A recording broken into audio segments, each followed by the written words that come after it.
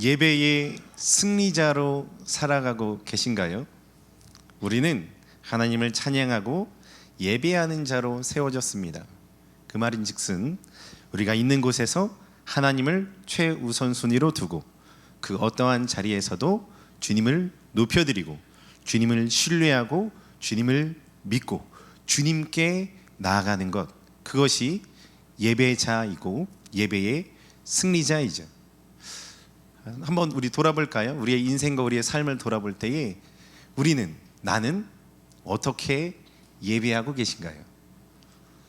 어떻게 삶의 자리에서 하나님을 높여드리고 하나님 앞에 믿음으로 붙들고 주님 앞에 기도하며 말씀을 신뢰하고 걸어가고 계신가요? 1년의 삶을 돌아볼 때 어떠한 예배의 삶을 사셨다 말씀하실 수 있으시겠습니까? 우리는 주께서 하나님을 예배하는 자로 부르셨죠. 그 예배하는 자의 삶을 살아갈 때에 주께서 우리를 통해 아버지의 뜻이 이루어지고 하나님이 영광 받으시며, 할렐루야, 주님께서 우리를 통해 새 일을 행하시는 줄 믿으시기를 바랍니다. 오늘 본문은요, 이렇게 말한 것과 반대의 상황이 펼쳐집니다. 구약에서 가장 어둡고 혼란스러웠던 시대가 바로 이 당시 사사기의 말씀의 시대입니다. 출애굽에서 다 나와서 광야를 거치고 가나안 땅으로 들어왔습니다. 정복정전을 펼치다가 여호수아가 죽고 하나님을 경험하고 알았던 세대들이 다 없어져요. 다 지나갑니다. 그 가운데에 여호수아가 죽은 후에 350년에서 400년간의 이스라엘 역사를 사사기는 조명해주고 있습니다. 근데 이 사사기를 영적 암흑기다라고 이야기를 합니다. 영적으로 무질서하고 도덕적으로 타락하는 가운데에 민족의 침략의 시간이 끊임없이 진행되는 그 영적 타락과 암흑기가 바로 이 사사기에 기록되어져 있습니다. 이 사사기의 말씀을 살펴보면서 우리의 예배, 우리의 신앙, 우리의 걸음을 한번 돌아보시고 또한 그 자리 안에서 하나님께서 베푸시는 긍휼과 사랑으로 회복을 다 경험하시는 우리 복된 성도님들 다 되시기를 예수 그리스도의 이름으로 축복합니다. 제가 결혼을 했어요. 꽤 됐습니다. 한 5년 넘은 것 같아요. 결혼을 했는데, 결혼을 할 때에 우리는 신뢰관계 안에서 맹세를 하죠. 아플 때나 슬플 때나 검은 머리가 무슨 머리가 돼야 되죠? 파뿌리가 되도록 변함없이 사랑하겠다고 맹세하고 서약합니다. 이 신뢰, 이 믿음이 깨어지면은 지속할 수가 없게 되죠. 그런데 하나님께서는 이스라엘 백성들과 이러한 언약과 부부의 관계를 맺으셨어요. 우리는 하나님의 신부로서 주님 앞에 서게 되었죠. 그런데 이스라엘 백성들이 이 영원한 하나님의 언약 어기지 않으시고 이것을 끝까지 지키시는 하나님의 언약 앞에 실패합니다. 하나님께서 어떻게 지키시는지 우리 2장 1절의 말씀을 같이 한번 보면은 뭐라고 말씀해 주고 있냐면은, 뒤에 보니까 또 내가 이르기를 내가 너희와 함께한 언약을 영원히 어기지 아니하리니, 이렇게 말씀하세요. 하나님은 예배의 실패자로 살아가고 있는 이스라엘 백성들 앞에서 나는 이 언약 영원히 어기지 않는 하나님이야 라고 말씀하시는 거예요. 사사를 보내셔서 말이죠. 그리고 2절에 너희는 이 땅의 주민과 언약을 맺지 말고 제단을 헐라고 내가 말을 했잖아. 근데 이스라엘 백성들이 어떻게 했을까요? 그렇게 하지 않았어요. 여기서 하나님께서 왜 언약을 맺지 말라고 말씀하실까요? 그냥 우리 화친할 수 있잖아요. 우리 다른 나라랑 화친하고 전략적으로 동맹을 맺고 하잖아요.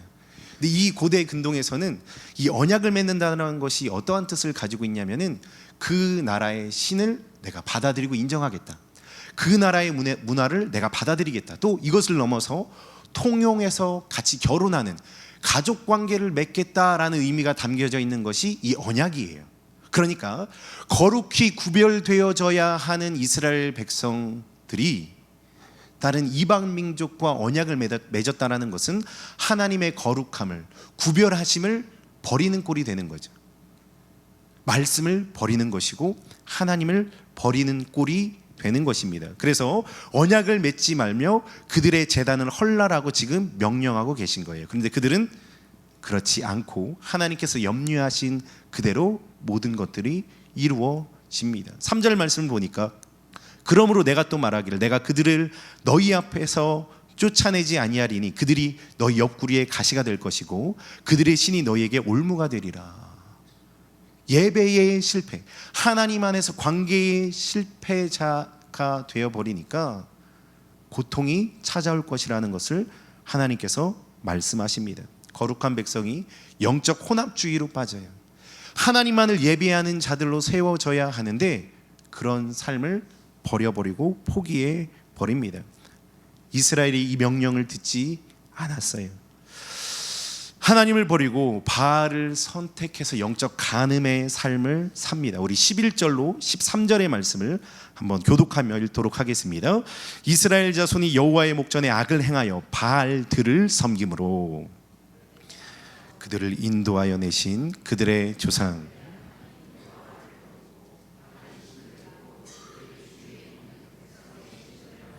그들에게 절하여 여호와를 진노하시게 같이 읽습니다. 곧 그들이 여호와를 버리고 바알과 아스다롯을 섬겼으므로. 아멘. 이 사람들이 하나님을 떠나고 바알을 섬기기 시작해요. 바알이 어떤 신이죠? 풍요의 신입니다. 광야에서는 이들의 안정감이 무엇이었을까요? 보호였어요. 하나님의 보호가 있다면 평안하고 안정할 수 있었어요. 거기에서 무슨 부를 쌓을 수 있었겠습니까? 좋은 차를 사고 집을 지을 수 있었겠어요? 아니에요. 그냥 오늘 하루 안전하고 평안하게 지내는 것, 보호받고 지내는 것이 그들의 유일한 삶의 안정감이고 평안이었어요. 그런데 하나님께서 주신 이 복된 땅에 들어오니까 상황이 바뀌는 거예요. 내가 부자가 될 수 있네. 부자가 어떻게 되지? 가나안 땅 사람들을 보니까 농경사회인데 바알을 숭배하면, 바알을 같이 섬기면 부유해질 수 있어. 풍요의 신이래. 바알도 섬겨야겠다. 바알의 신들을 내가 섬겨야겠다라고 이스라엘 백성들 마음에 가득 심겨지게 됩니다. 하나님을 섬기고 동일하게 바알도 섬기고 그리고 음행하게 쾌락주의로 아스다롯도 섬기는 이스라엘 백성들입니다. 이스라엘 백성들이 지금 왜 우상 숭배를 하고 있나요? 왜 지금 하고 있죠? 나를 위해서예요. 나의 쾌락, 나의 유익, 나의 풍요, 나를 위해, 내가 더 좋아지기 위해서 하나님을 버린 거예요. 근데 하나님은 이스라엘 백성들을 위해서 모든 것들을 버리셨어요. 그들을 언약을 끝까지 지키시고 인도하신 하나님이세요. 그럼에도 불구하고 이스라엘 백성들에게는 그게 전혀 상관이 없습니다. 세상의 풍요, 내 쾌락이 더 중요했기에 그 우상숭배, 영적 간음을 행하기로 선택한 것입니다. 그들에게 중요한 것이 무엇일까요? 하나님입니까? 그들의 역사입니까? 전혀 아니죠. 자기 자신, 나의 풍요, 내가 잘 되는 것, 그리고 가나안에서 달콤한 그 유혹들이었음을 우리는 알 수가 있습니다.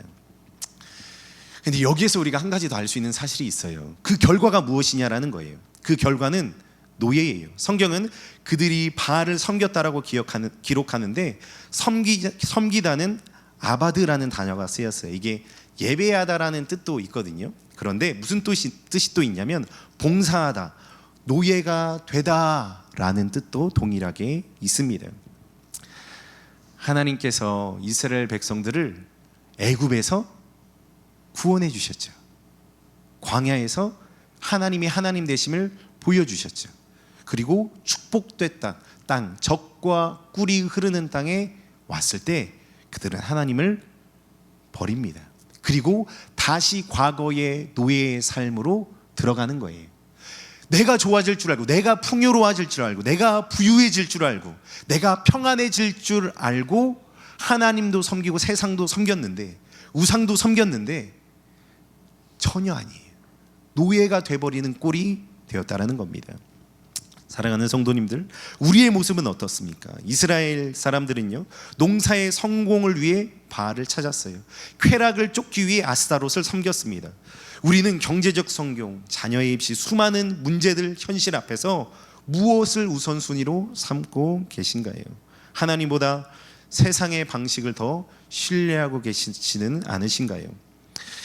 이를 위해 예배보다, 하나님을 믿는 것보다, 주의 말씀의 감동보다, 이 가운데에 주님을 높여드리는 그 한 가지 비전보다 세상의 일, 세상의 방식을 더 우선하며 나아가고 계시지는 않으신가요? 하나님 나라의 백성은요, 하나님을 섬길 때에 진정한 평안과 자유가 임하는 줄 믿으신 우리 모든 성도님들 다 되시기를 예수 그리스도의 이름으로 축복합니다. 그들이 눈에 보이기 좋았던 것을 따르기 시작하니까 노예가 되어버렸잖아요. 우리는 하나님 안에 거할 때에, 하나님을 믿을 때에 주님의 자녀로 나아갈 수 있고 평안을 누릴 수 있습니다. 이것이 본문이 우리에게 주고 있는 죄의 실체예요. 내가 좋아 보이는 것, 내가 높아지는 것, 내가 좋게 살려고 하는 발버둥 치는 그 모든 것이 결국 죄로 이어질 수 있다라고 우리에게 본문 가운데에 말씀해주고 있습니다. 자, 그러면 스스로 하나님을 버리고 우상의 노예가 된 이 백성을 하나님은 어떻게 하실까요? 우리 14절로 15절의 말씀을 한 목소리로 읽도록 하겠습니다. 14절과 15절입니다. 시작. 여호와께서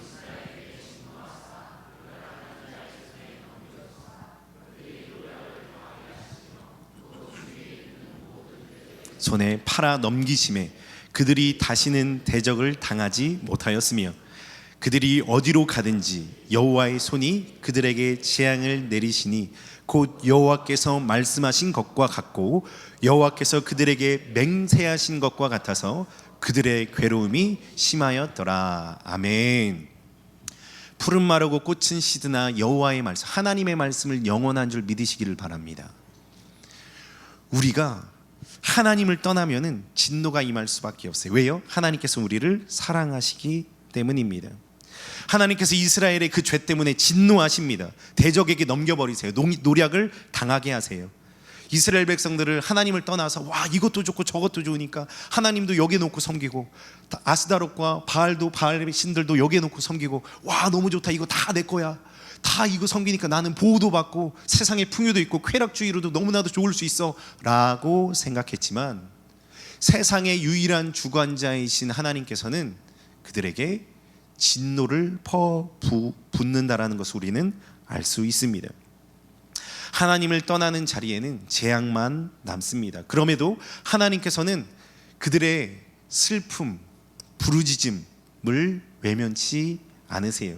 이스라엘 백성들은 계속 죄 가운데 나아감에도 하나님께서는 그들의 부르짖음을 기억하십니다. 들으십니다. 18절의 말씀을 보면은 여호와께서 그들을 위하여 사사들을 세우실 때에 그 사사와 함께 하셨고 그 사사가 사는 날 동안에 여호와께서 그들을 대적의 손에서 구원하셨으니 이는 그들이 대적에게 압박과 괴롭게 함을 받아 슬피 부르짖었다라고 말씀하세요. 여기서 슬피 부르짖었다라는 것이 무슨 단어로 쓰였냐면 네아카라는 단어가 쓰였습니다. 이것은 짐승이 부르짖듯이 신음하는 소리를 뜻해요. 자, 이 단어가 어디서 쓰였냐?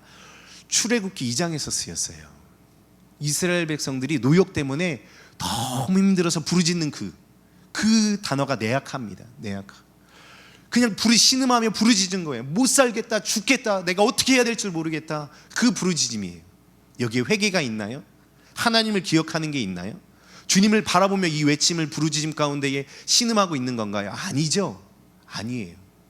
그냥 그들이 부르짖고 괴롭다고 하니까 하나님께서 불쌍히 여기시고 긍휼히 여기시는 거예요.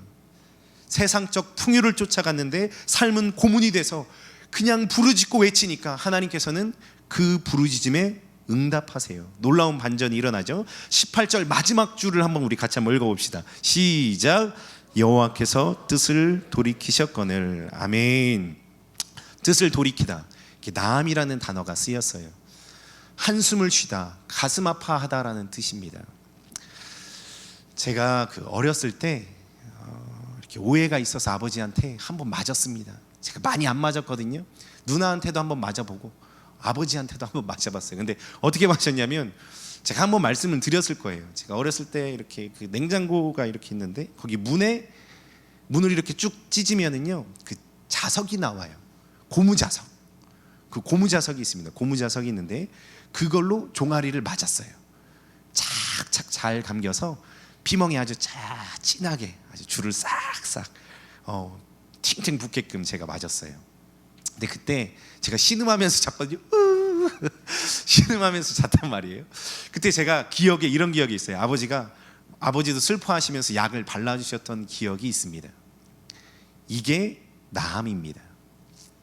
잘못을 저질러서 징벌 하기는 했는데 마음이 너무 아픈 거예요. 아버지의 마음이. 그래서 연고를 발라주고 치료해주고 회복하기를 같이 울어주는 그 마음이 바로 나음이라는 것입니다. 부모의 마음이죠. 하나님께 이런 마음이셨을 겁니다. 내가 너의 큰 잘못으로 너를 때렸지만 내가 아파하는 것을 보니 내 창자가 끊어지는 것 같구나. 내가 더 이상 못 보겠다. 내가 너를 살려야겠다. 이게 사사기를 관통하는 구원의 원리입니다. 우리는 자격이 없어요. 하나님의 용서를 받을 자격이 없습니다. 배신자이고 영적인 간음자입니다. 회개조차 제대로 하지 않아요. 힘들어요. 하나님 못 살겠어요. 그냥 부르짖는 신음 가운데에 그냥 불평물만 쏟고 외침 가운데에 나아가는 그 영혼에게 하나님께서는 그 소리를 듣고 응답하시는 거예요. 돌이키시는 거예요. 하나님께서 차마 눈 뜨고 못 보겠다라고 하시면서 긍휼을 베푸시는 겁니다. 긍휼은 논리가 아니에요. 하나님의 긍휼은 사랑인 줄 믿으시기를 바랍니다. 하나님께서는 공의로우셔서 우리의 죄에는 진노하세요. 그런데 사랑이시기 때문에, 동일하게 사랑이시기 때문에 백성의 고통 앞에서 그 마음을 바꾸신 것이에요. 내가 너희를 사랑해, 내가 너희를 긍휼히 여겨 라는 마음으로 말이지요. 우리는 죄인일까요? 죄인일까요? 죄인일까요? 죄인일까요? 조금 이게 아직 다 죄인이 안 되신 것 같아요.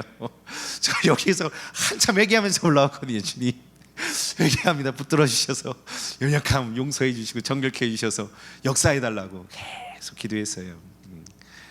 우리는 죄인일까요? 죄인일까요? 죄인입니다. 죄인이 은혜를 받을 수가 있어요.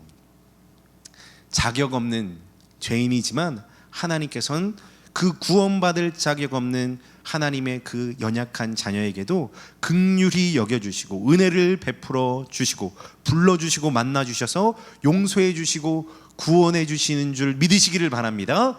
그래서 구원은 전적인 선물인 겁니다. 우리 모두 다 그 선물을 받은 거예요.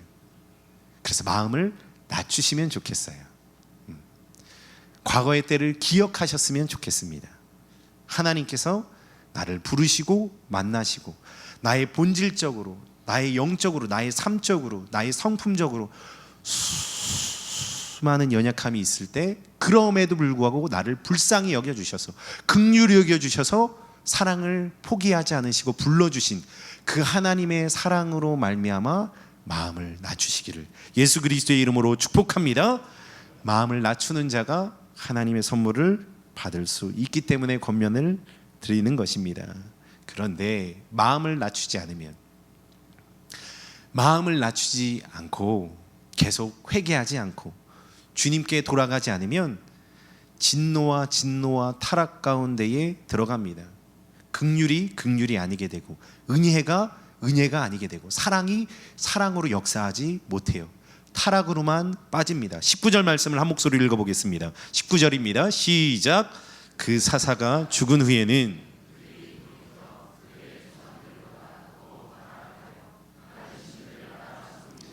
그들에게 절하고 그들의 행위와 패역한 길을 그치지 아니하였으므로. 아멘. 하나님께서 긍휼히 여겨주셔서 사사들을 보내주시죠. 그래서 지켜주세요. 그들이 피해 입지 않도록. 그런데 이스라엘 백성들은 뭐를 볼까요? 내가 보호받는 것 자체에 그들의 관심이 있어요. 내가 안전한 것 자체에 관심이 있어요. 그래서 사사가 있어서 우리를 지켜주니까 그의 말을 듣는 거예요. 이 사람이 무서울 수도 있고 이 사람이 우리를 보호해주고 이 사람이 있으니까 우리가 안전함을 누릴 수 있으니까 있을 때는 잘 따릅니다. 그런데 사사가 죽으면 어떻게 할까요? 우리가 여기서 한 가지 사실을 발견할 수 있는데 사사기는 7번씩 계속 이들이 반복하잖아요. 죄를. 하나님의 부르짖고 하나님은 용서해 주시고, 그리고 용서 가운데 그들이 다시 타락하고 그들이 다시 부르짖으셔서 하나님께서 응답하시고 사사를 보내주시고, 이게 계속 반복되거든요. 근데 사사기를 잘 살펴보면, 또 오늘 말씀을 잘 살펴보면 어떠한 역사 가운데 빠지냐, 한 번은 이 죄 가운데 돌았어요. 근데 다음 한 번은 더 밑으로 떨어집니다. 또 다시 죄를 지으니까요, 다시 한 번 떨어지고 또 떨어지고, 더 큰 죄악의 자리 가운데에 빠지는 것을 알 수 있습니다. 그 사사가 죽은 후에 그들은 돌이키지 않고 더 큰 죄악으로 빠진다라는 것입니다. 이 말씀이 무슨 뜻이죠? 이스라엘이 죄를 짓지 않고 있는 이유가 여호와를 경외해서예요? 아닙니다. 이스라엘 백성들은 여호와를 경외해서 죄를 범하지 않고 있는 것이 아닙니다. 눈에 보이는 존재, 사사라는 강력한 지도자의 그 어떠한 영향력, 나의 유익 때문이라는 것을 우리는 알 수 있습니다. 그래서 지금 척하고 있는 거죠. 회개가 없는 부르짖음은요, 구원과 아무런 상관이 없습니다. 회개 없는 부르짖음은 구원과 아무런 상관이 없습니다. 회개가 없는 부르짖음은 구원과 아무런 상관이 없습니다. 우리의 마음을 돌아보셨으면 좋겠어요. 너무나 풍요로운 시대죠. 두 주인을 섬겨도 사실 잘 몰라요. 속일 수 있습니다. 드러내지 않을 수 있어요. 내가 지금 살아가는 삶의 방향, 이 중심이 진짜 하나님 때문인지, 내가 살아가는 삶의 방향성, 삶의 중심, 내가 오늘 하루를 살아가는 그 이유가 하나님 때문인지 아니면 다른 것에 마음을 빼앗기며 저울질하며 살아가고 있는지 하나님은 아세요. 하나님은 아십니다. 네가 정말 전심전력으로 나만 섬기고 있니? 내가 나를 신인, 온 인류의 주관자인 신인 내가 자신을 부인하고 이 땅에 내려와서 가진 고문과 고초와 핍박과 환난과 수많은 저주와 모욕을 다 당하고 십자가에서 죽었는데, 너는 어떻게 너를 부인하고 십자가의 삶을 살아가고 있니? 나는 너에게 전부를 주었는데 너는 나에게 무엇을 주고 있느냐? 라고 하나님께서 물어보신다면 어떻게 대답하시겠습니까? 우리의 중심이 하나님이 이렇게 있습니다. 내가 하나님을 이렇게 사랑하고 있습니다. 내가 하나님을 이렇게 예배하고 있습니다. 내가 말씀을 들을 때 마음을 낮춰서 말씀에 이렇게 반응하고 있습니다. 하나님의 살아계시는 그 말씀이 내 심령과 골수와 영혼과 혼을 쪼개서 주님을 향하여 믿음의 길로 날마다 변화되어서 나아가고 있습니다. 연약하지만, 부족하지만 그렇게 살려고 주님 힘쓰고 있어요. 주님밖에 없습니다. 이 고백이 있으신가요? 이스라엘 백성들은요, 반복된 죄 가운데에 세대가 지나고 구원을 경험할 때에 나아지지 않습니다. 세대를 지나니까 점점 더 구원과는 멀어져요. 더 뻔뻔해지고 더 악해졌습니다. 하나님의 은혜를 경험하는 이 시간에 감사가 넘쳐야 됩니다. 하나님의 은혜를 경험할 기회가 있는 이때에 우리가 하나님을 그 자리에서 기억하셔야 되고, 그 자리에서 하나님을 찬양해야 되고, 그 자리에서 하나님만 높여드리는 우리 모든 성도님들 다 되시기를 예수 그리스도의 이름으로 축복합니다. 그런데 이스라엘 백성들은 죄에 대한 내성이 생겨서 마음이 점점 굳어지고 딱딱해지고 있어요. 이것이 죄의 무서운 속성입니다. 죄의 속성은, 죄의 문제는 환경이 아니라 중심의 문제이기 때문이에요. 환경이 괜찮다고 이렇게 되면 내가 조금 더 하나님을 더 잘 섬길 수 있을 거야? 전혀 안 그래요. 전혀 그렇지 않습니다. 그렇게 변하는 게 아니에요. 이스라엘 백성들을 보세요. 전쟁이 그치고 평안이 찾아오니까 어김없이 타락하는 것을 우리는 볼 수 있다라는 것입니다. 사람이 지켜볼 때는 믿음 있는 것처럼 행할 수 있어요. 저도요. 사람이 있는 것처럼 지금 설교할 때는 제가 믿음이 좋은 사람처럼 이렇게 설교할 수 있습니다. 그런데 하나님 보실 때는 어떨까요? 하나님 보실 때는 어떠시겠어요? 우리 집사님들, 권사님들, 장로님들, 하나님께서 우리에게 지금 찾아와 주셔서 나의 삶을 지금 조명하신다면 우리가 뭐라고 말씀드릴 수 있겠습니까? 아무도 보지 않을 때에, 아무도 없을 때에, 교회를 떠나 있을 때에 영락없이 무너지고 있으시지는 않은지요. 우리는 신앙인입니다. 하나님을 향한 중심을 드리는 사람들이에요. 다른 것이 아니에요. 찬양하는 것, 기도하는 것, 예물 드리는 것, 봉사하는 것, 헌신하는 것 다 뭐가 있어야 돼요? 자, 따라해 주시겠습니까? 마음이 있어야 한다. 마음이 있어야 한다. 마음을 낮추셔야 돼요. 하나님이 나에게 깊이 찾아오실 수 있도록 마음을 낮추셔야 됩니다. 그러한 제가 되고 싶고 그러한 우리 성도님들이 되시기를 예수 그리스도의 이름으로 축복합니다. 말씀을 정리합니다. 우리는 오늘 사사기를 통해서 인간의 적나라한 죄성을 살펴보았습니다. 그럼에도 불구하고 하나님의 긍휼과 사랑은 끊어지지 않는 것도 보았습니다. 인간은 끊임없이 세상의 풍요인 바알을 쫓으며 언약을 깨트립니다. 인간의 본성은요, 사사의 이스라엘처럼 조금만 편해지면 다시 하나님을 떠나는 패역함을 가졌습니다. 그러나 소망이 우리 안에 있지 않다라는 게 얼마나 감사한지요. 우리의 유일한 소망은 주 예수 그리스도 하나님이신 줄 믿으시기를 바랍니다. 우리의 본성은 스스로 변화될 수 없습니다. 우리가 마음을 낮추고 우리의 변화를 내가 주도하는 것이 아니라 작은 신음도 외면하지 않으시는, 우리의 아픔 가운데도 찾아오시고 구원의 손을 내미시는 하나님의 긍휼하심에 있다라는 것입니다. 목사도 그 어떠한 부모도 우리를 끝까지 지킬 수 없어요. 그러나 오직 죽음을 이기시고 영원히 살아계신 참된 사사이신 예수 그리스도만이 우리의 이 지독한 죄의 사슬을 끊으시는 줄 믿으시기를 바랍니다. 오직 예수 그리스도의 십자가의 은혜와 능력이 우리 안에 거하여 승리하시는 우리 성도님들 다 되시기를 예수 그리스도의 이름으로 축원합니다.